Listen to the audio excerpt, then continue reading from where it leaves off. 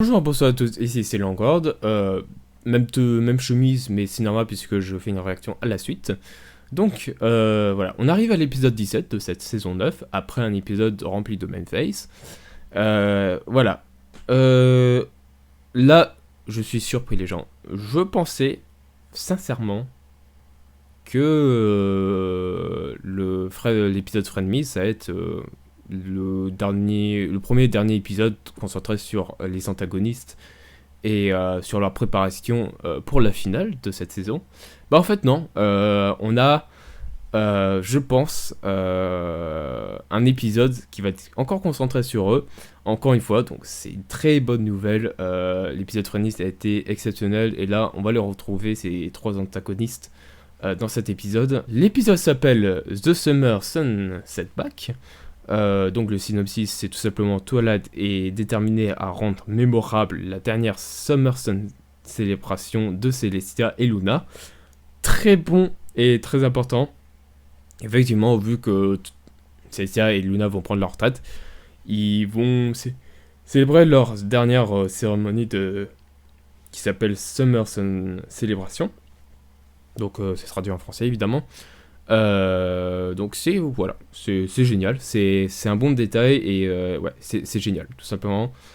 Voilà, c'est une trame principale qui m'a l'air vraiment très logique.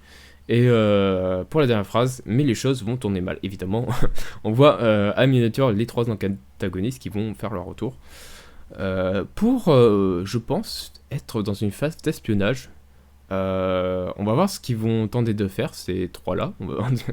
Je me demande ce qu'ils vont faire voilà, dans cette cérémonie. J'espère qu'ils vont pas se faire prendre. Ouais.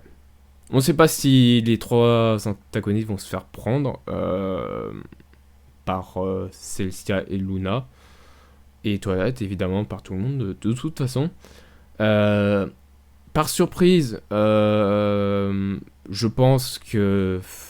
Je sais pas si Luna et Celestia vérifient si Tirak et Cozy restent bien dans leur cage. S'ils sont toujours, je pense qu'ils ne surveillent jamais, de toute façon. Ouais.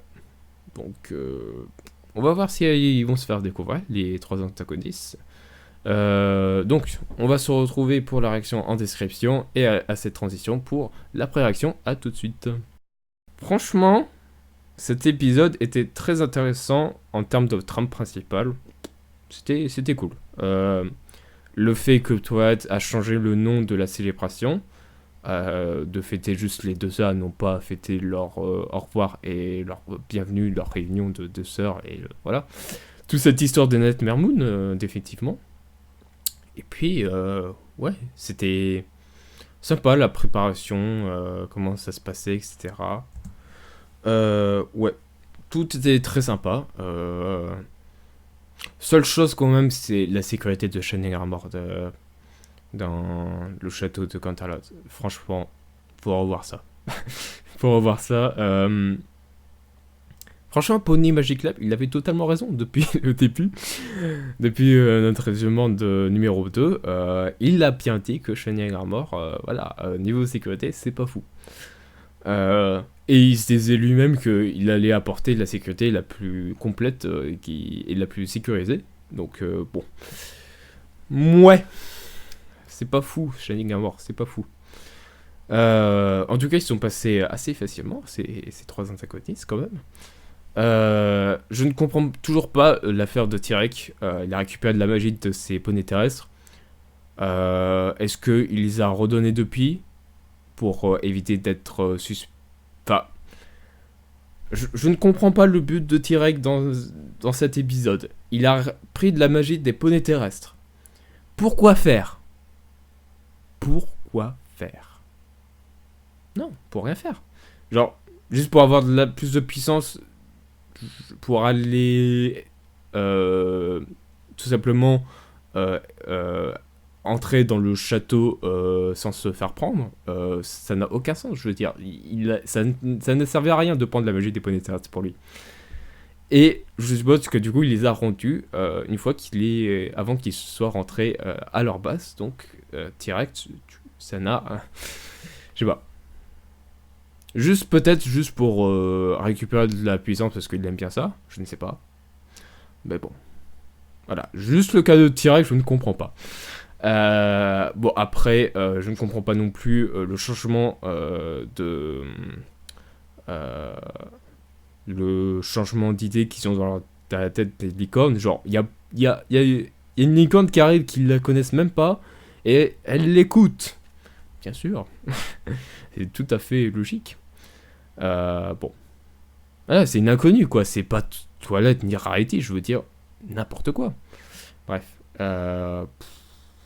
Ouais, c'était quand même drôle. La... la nourriture qui rend malade, c'était la seule explication pour eux. Par contre, attendez. Il y a quand même une incohérence dans l'histoire, quand même. Tyrek, il a aussi absorbé la magie d'un garde. On est bien d'accord. Ce garde n'a pas... Est-ce qu'il a été embusqué après? Peut-être. Dans tous les cas, même s'il a été pris ou pas par Tyrek, du coup, le garde, il l'a vu, Tyrek. Le garde va prévenir Twilight que Tyrek est présent, qui est sorti. Ne me dites pas le contraire. Dites-moi que le garde va prévenir Twilight. Je l'espère, parce que sinon, ça serait complètement incohérent, ça serait complètement débile. Donc voilà, bon. Malheureusement, Tyrek a pris la magie d'un garde et malheureusement, ce garde l'a vu. Si Tyrek ne l'a pas pris en embuscade, bah, du coup, le garde va prévenir que Tyrek est de retour. Ou alors, il est pris par Tyrek, et dans ces cas-là, les autres gardes vont prévenir qu'ils ont perdu un garde pendant la célébration, et du coup, ça ne devient pas à l'esprit évident que Tyrek est de retour, mais c'est une preuve de plus qu'il y a quelque chose d'anormal qui se passe, tout simplement. Voilà. En tout cas, c'était un épisode très sympa, à part ces petites incohérences par-ci par-là. L'idée de la séparation est excellente. Pardon. Et puis, voilà, on va dire que pour une trame principale, c'est tout à fait correct et ça fait son job, tout simplement. Je ne sais pas comment ils ont fait les trois antagonistes pour faire en sorte que Crocard ne voit rien de ça, tout simplement. Il a quand même, regarde sa boule de cristal et il peut pas revoir ce qui s'est passé à l'avance de pourquoi il sait rien, enfin je sais pas. Crocard il pourrait tellement voir que les trois autres sont en train de, je veux dire, préparer un plan contre lui. Peut-être qu'il le sait et qu'il ne montre pas à nous qu'il le sait. Donc je trouve que ça peut être super intéressant comme idée. Mais en tout cas, à l'image, on ne montre pas que Crocard sait que les trois antagonistes planifient contre lui, voilà, avec sa cloche, tout simplement. Donc voilà, c'était The Summer Sunset Pack. Bon, je me perds dans les mots.